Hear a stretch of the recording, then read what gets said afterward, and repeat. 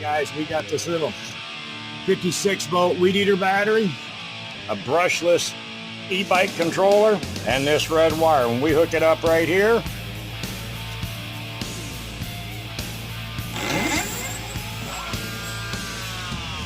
motor's running, and it is turning some serious RPM.